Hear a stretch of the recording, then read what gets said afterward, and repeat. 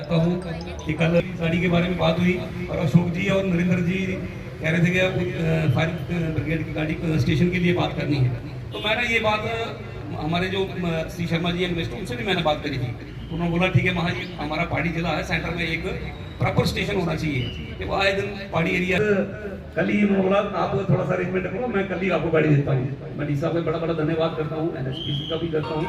और तो समय समय पर देखो थोड़ा ही टाइम हुआ है, देखा जाए तो 4 साल 4.5 साल हुए हैं इनको, लेकिन काफी सारा पूरे डिस्ट्रिक्ट में इन्होंने काम किया है, सोने के लिए भी काम किया है, इसमें कोई दोहराई वाली बात नहीं है। लेकिन फिर भी कुछ लोग कहते हैं, आपने सुना होगा असेंबली में भी कैसे नामे होते थे कि बीजेपी ने कुछ नहीं किया। आपने देखोगे ना वहां लोग कैसे बोलते थे कि जो बुरा हुआ बीजेपी के कार्यकाल में हुआ, लेकिन अभी भाई साहब गिनवा रहे थे हजारों के हिसाब से।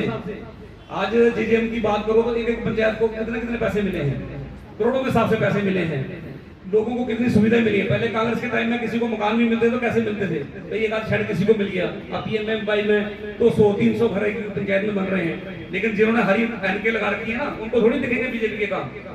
आज 3 टायर सिस्टम जम्मू में इंप्लीमेंट हुआ है, जो 73-74वां अमेंडमेंट जो हुआ है, तो किसने किया? बीजेपी ने किया।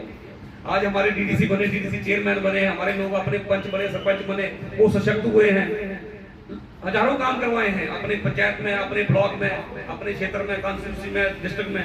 लेकिन फिर भी लोग कहते हैं जी बीजेपी ने कुछ नहीं किया। तो कहने का मतलब यह है जिन्होंने हरी एनके लगा रखी होती है उनको कुछ नहीं दिखेगा। तो मैं आज ये जो फायर ब्रिगेड की गाड़ी हमें वसूली को मिल रही है, मैं सभी का, डीसी साहब का भी, हमारे चेयरमैन साहब का, सबका, एनएचपीसी वालों का, सबका बड़ा बड़ा धन्यवाद करता हूँ।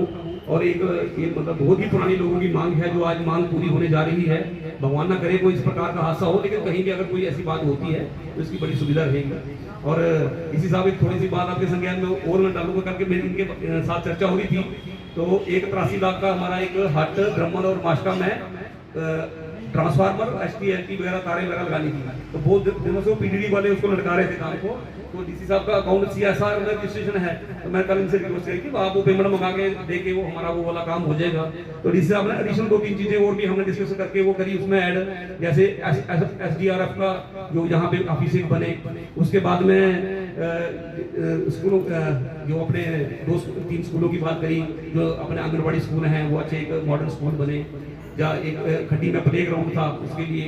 तो कहने का मेरा मतलब ये है कि एनएचपीसी हमारे संसाधनों के ऊपर लगी है, मुझे कहना नहीं चाहिए, लेकिन हमारे संसाधनों के ऊपर एनएचपीसी करोड़ों रुपए कमा रहे हैं। लेकिन पहले इन्होंने बहुत अनदेखी हमारे क्षेत्र की करी है, जहाँ के नुमाइंदे भी रहे हैं, तो उन्होंने भी मुझे लगता है कि ध्यान नहीं दिया।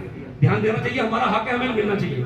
आज एनएचपीसी भी कोई पैसा कमा रही है तो हमारे संसाधनों पर, संसाधन हमारे, पानी हमारा, जमीनें हमारी, और जो जमीनें बर्बाद भी हुई है, काफी सारी हुई हैं। अब हट मास्का देखो 250-300 कनाल जमीन ऐसी है जो बह गई है, तो नुकसान भी हुआ, लेकिन फायदा भी हमें मिलना चाहिए ना। फायदा कोई तीसरा ले जाए तो कोई मतलब नहीं है। तो डीसी साहब से मेरा निवेदन है कि एक एलएडीएफ होता है इनका, एनएचपीसी का, मैंने बार बार बात समझ में भी बात रखी है, आगे भी बात रखेंगे हम, भले इसके लिए मेरे को खट्टर साहब से भी मिलना पड़े, उनसे भी मिलेंगे, कि एलएडीएफ हमारा एक बहुत महत्वपूर्ण, जो 1% जेकेपीटीसी और 1% एनएचपीसी देते हैं। ये इन्होंने 12% जो किराया वगैरह स्टेट को देना होता है ना, ये उसको 13% देते हैं, तो हमारा 2% वेस्ट जाता है। वो 2% जो पैसा है हमारा वो लोकल एरिया में लगना है, जैसे खड्डी है और उसके बाद में हट है, वास्का है। मैं खड्डी अभी बीच में गया तो वो कहते थे हमें एक छोटा सा प्ले ग्राउंड चाहिए, बताओ खड्डी में इनका प्रोजेक्ट लगा हुआ है, वहां की जमीन भी गई है, पानी भी ये लोग यूज कर रहे हैं, छोटे से प्ले ग्राउंड के लिए तरस रहे हैं, और बाहर वालों के लिए तो कहीं भी ये कुछ भी दे देते हैं। तो मेरा उनसे भी निवेदन है कि आपकी फर्स्ट प्रायोरिटी जो है वो बसोली कॉन्स्टिट्यूंसी को रहनी चाहिए, जो बनी में जो थोड़ा बहुत क्षेत्र आपका बनी की रहनी चाहिए। बाहर